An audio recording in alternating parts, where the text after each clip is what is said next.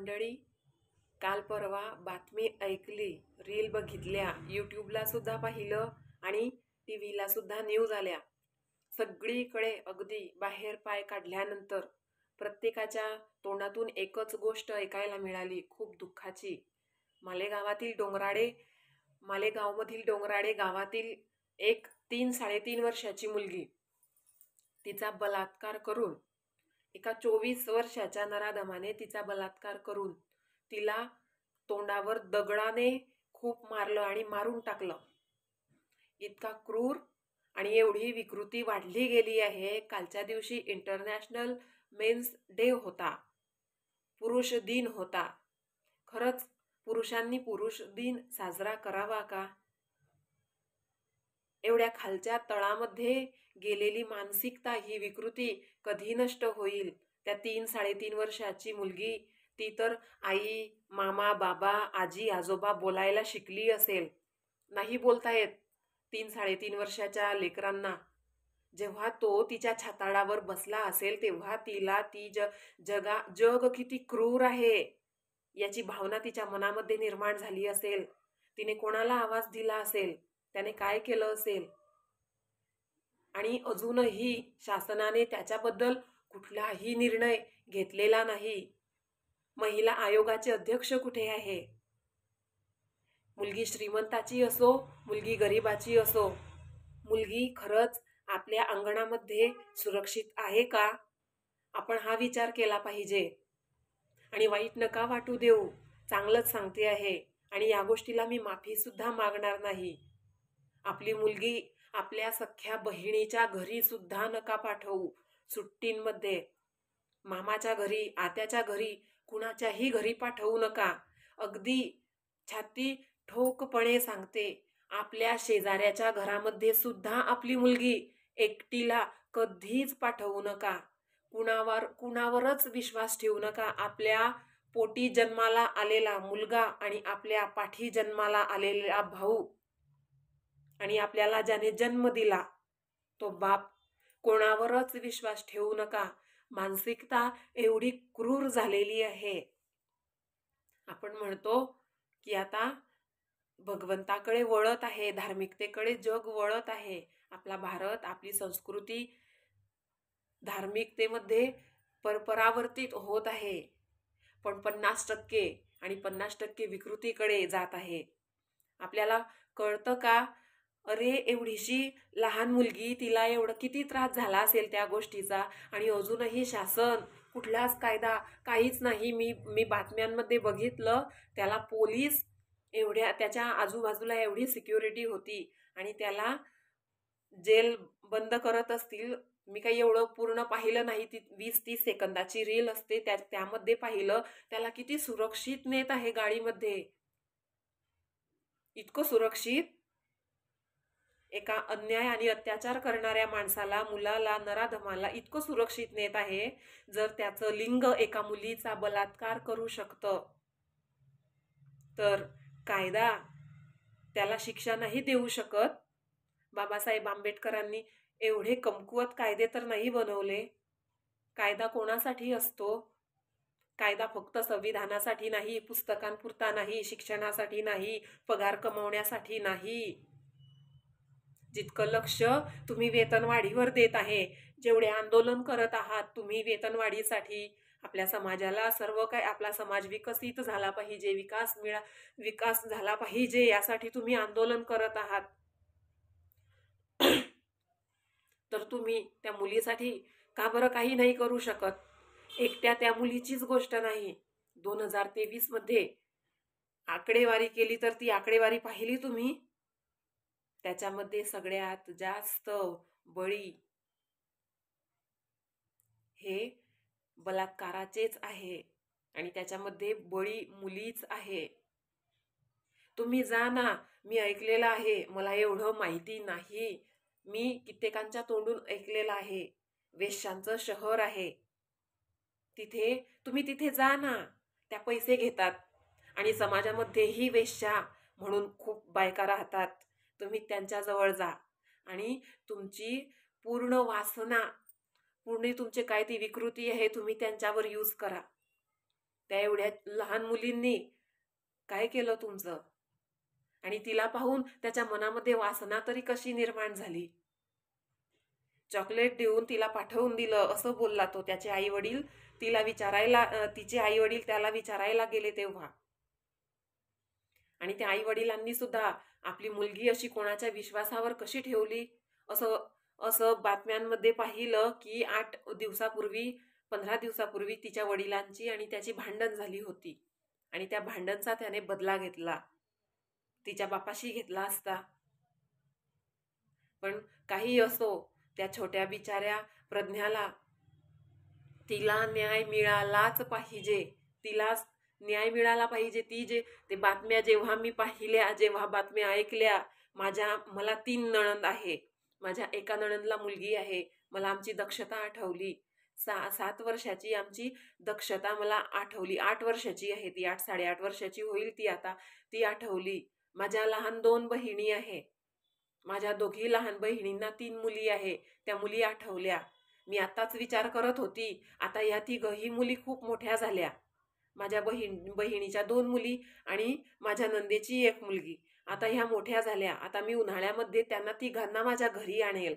मी माझ्या मिस्टरांशी सुद्धा बोलली की मी त्यांना माझ्या घरी आणेल. पण नको स्वामीनारायण भगवान लक्ष्मीनारायण देव, मला जबाबदारी नाही घ्यायची. मी जबाबदार आहे, पण कुणाच्या काळजाच्या तुकड्याला मी वागवेल एवढी मी सामर्थ्यशाली नाही. आणि समाजावर किंवा कोणावरही माझा भरवसा नाही. तुम्हीही ठेवू नका. आपली मुलगी कुठे जाते आहे, कुठून आली, तिच्याशी कोण बोललं, तिला कोणी काय खायला दिलं, हे प्रत्येक गोष्ट आपण आपल्या मुलीला विचारा. मुलगी असो का मुलगा असो, त्याला बॅड टच कसं असतं हे शिकवा. आपला मुलगा असेल तर मुलाला शिकवा की कोणत्याही मुलीचं नाव घ्यायचं नाही. प्रत्येक मुलगी आपली ताई असते, आपली बहीण असते. तिला मारायचं नाही. आणि जर तिला कोणी मारत असलं तर त्यावर आपण उत्तर द्यायचं. हे आपण आपल्या मुलांना शिकवा. मुलींना सुद्धा शिकवा. कोणी आपल्याला बॅड टच केलं तर आपण लगेच आरडाओरडा करायचं. आजूबाजूच्या लोकांना आपण आवाज द्यायचं. हे आपण आपल्या मुलींना शिकवलं पाहिजे. आणि खरोखर सांगते, तुम्ही म्हणाल ही देवदेव करते, पण मी माझ्या भगवंताची शपथ घेऊन सांगते, ह्या अशा घटना ऐकून मी स्वतः तुम्हाला हात जोडून प्रार्थना करते. सख्या भावावर, सख्या मामावर, सख्या बापावर, शेजारी पाजारी तुमचं कोणी कितीही तुम्ही ताटामध्ये जेवण करत असाल तरी सुद्धा तुम्ही त्या लोकांच्या सान्निध्यात तुमच्या मुलीला एकटं सोडू नका. शेवटी मुलगी म्हणजे हिऱ्यासारखीच असते. हिऱ्याला लॉकरमध्ये ठेवतात. त्याला हवा लागल्यानंतर त्याला टीच जाते आणि त्यामुळे त्याची व्हॅल्यू कमी होते. सेम तेच मुलींचं सुद्धा असतं. आज बलात्कार त्या मुलीचा झाला, ती वारली, तिला मारून टाकलं, पण कित्येक मुली अशा आहे की त्यांचा बलात्कार झालेला आहे आणि त्या जिवंत आहे आणि त्यांना समाजामध्ये कवडी मोलाचीही इज्जत नाही. का बरं? बलात्कार तिचा एकटीचा झाला, तिची चुकी होती. बलात्कार त्याने केला तर तोही अपवित्रच आहे. आपलं शरीर, आपलं शील हे महत्वाचं असतं स्त्रीसाठी. मग माणसाचं काय? तुझ्या आईजवळ, तुझ्या बहीणजवळ झोपायला जा. जेव्हा तुझ्या मनामध्ये, मी तर खुलं सांगते, जेव्हा कोणाच्या आई बहीणबद्दल, बायकोबद्दल तुमच्या मनामध्ये एवढे घाण विचार येत आहे ना, तर तुम्ही सलग 4 भिंतीमध्ये कोणी बघत नाही, तू तुझ्या बहीणजवळ जा, तुझ्या आईजवळ जा आणि तुझी हौस पूर्ण कर. पण कोणाच्या लेकवर, कोणाच्या माय बहीणवर वाईट नजर ठेवू नका. मी तर खूप लोकांना मी समाजामध्ये घाण बोलताना, घाण मजाक करतानाही पाहिलं आहे. आपल्याला कोणाची घाण मजाक सहन होत नाही. तुम्ही विचार करा, ज्यांच्यावर बलात्कार होतो त्या लहानग्या मुली, त्या तरुण मुली, त्या बायका, त्यांचं काय होत असेल? तुम्ही कधी विचार केलाय? आपल्या मुलीला त्या मुली ठिकाणी ठेवून बघा आणि आपल्या प्रज्ञासाठी आवाज उचला. खरंच शासन झोपलेलं आहे का? फक्त ते बातम्यांपुरती आम्ही देऊ, कठोर शिक्षा देऊ, कठोर शिक्षा. अरे ती मुलगी मेली, तिचा आत्मा बिचारीचा, ती देवाच्या मृत्यूने नाही मेली, तिला त्या नराधमाने मारलेलं आहे. तिचा आत्मा किती तळतळ करत असेल. तिचा शेवटचा श्वास, तिने घेतलेला शेवटचा श्वास आणि तिने केलेले ते विचार शेवटचे काय असतील. तिला तहान लागली असेल का? तिच्या समोर तिला तिच्या आईची आठवण आली असेल का? तिला तिच्या वडिलांची, तिच्या कोणी शेजारी पाजारी कोणाची तरी, तिने कोणाला तरी, अरे आपण सहज कोणाला, छोट्या बाळाला भूत म्हटलं आणि जर भूत आलंय बापा, आपण जर असं म्हटलं तर ते बाळ लगेच आपल्याला बिलगून जातं, आपल्याला चिपकून जातं, आपल्याला मिठी मारतं. त्या मुलीचं काय झालं असेल? 24 वर्षाचा होता तो, कोल्हाटी. त्याला त्याची मायबहीण नाही दिसली. काय बोलावं काय नाही हे कळत नाही. मी तर खूप विचार केला. म्हटलं नाही, मी यूट्यूबला टाकते एक व्हिडिओ तरी. खूप मनामध्ये असं तळतळ होतो अशा लोकांना. अरे मी सांगते, कोणी सहज आपल्या मुलीचं नाव जरी घेतलं ना, मी तरी सांगते त्याला सुद्धा कठोरात कठोर शिक्षा मिळाली पाहिजे. काय बोलू? त्याने जसा तिचा बलात्कार केला तसंच पोलिसांनी सुद्धा त्या नराधमाला त्या लोकांच्या हवाले करून दिलं पाहिजे, जनतेच्या लोकांच्या हवाले करून दिलं पाहिजे. आणि त्या लोकांनी सुद्धा त्याच्या शरीराचा एक एक अवयव रोज, तिचे जे 15-16 दिवस असतात, म्हणतात ना ते किर्या, दहावं वगैरे ते कार्यक्रम असतात, त्या प्रत्येका दिवसाला एक एक अवयव त्याचा ठेच्यासारखा ठेचला पाहिजे. सगळ्यात आधी तर त्याचं लिंग त्याच्या शरीरापासून वेगळं केलं पाहिजे. त्याला मरूच नको दिलं पाहिजे. जर कायदा आपल्या भारतामध्ये जनतेकडून बोलत नाही तर जनतेनेच स्वतःसाठी आवाज उचलला पाहिजे. मी नाही बघत आता, मी कुठल्याही पक्षाची नाही. हो, मी भाजपची आहे. मी भाजपलाच वोट देते. पण आपण कुठल्या सत्तेमध्ये आहोत आणि आपली महाराष्ट्राची सरकार काय करत आहे? आपण जनतेचे आहोत. जेव्हा हे माहिती पडलं तेव्हा पोलीस त्याला पकडायला गेले असतील. काय केलं?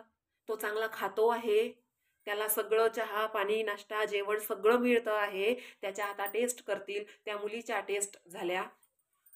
त्याच्या टेस्ट करून काय फायदा? ती पोरगी मेली, ती तिच्या आई वडिलांना परत मिळेल नाही ना. त्याला तुम्ही तिच्या हवाले सोडा. शिंदे सरकार साहेब, तुम्हाला कळकळीची विनंती, तुम्ही जनतेला, त्या नराधमाला जनतेच्या हवाले सोडून द्या. जनता करेल त्याचा निर्णय. त्याने त्या मुलीचा निर्णय केला ना, त्याचा निर्णय जनतेला करू द्या, तिच्या आई वडिलांना करू द्या, तिच्या जवळच्या लोकांना, आप्तेष्टांना करू द्या. सरकार नाही. सरकारने जर काही निर्णय घेतला असता तर आता 4-5 दिवस होऊन गेले. कुठल्याही प्रकारचा निर्णय घेतलेला नाही. फाशी फाशी फाशी. त्याला एकाच श्वास मध्ये मारू नका, त्याला घुटमळत मारा. तर तो पाणी मागेल तर त्याला पाणी देऊ नका. त्याचं मरण खूप घाण झालं पाहिजे की निदान तरी. अरे तुम्ही एका तरी नराधमाला अशी कठोरातली कठोर शिक्षा द्या की जेणेकरून बऱ्यापैकी नराधम निदान सावध होतील. ज्यांच्या मनामध्ये विकृती आहे ते सावध होतील आणि ते असं करणार नाही.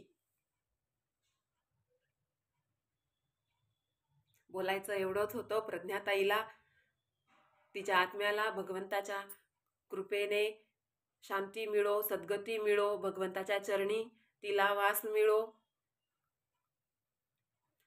प्रज्ञाताई, तुला भावपूर्ण श्रद्धांजली. भगवंत तू आता जिथे कुठे असशील तिथं तुझ्या सोबत राहो आणि तुला योग्य तो न्याय मिळालाच पाहिजे ही भगवंताच्या चरणी प्रार्थना करते. जय स्वामीनारायण.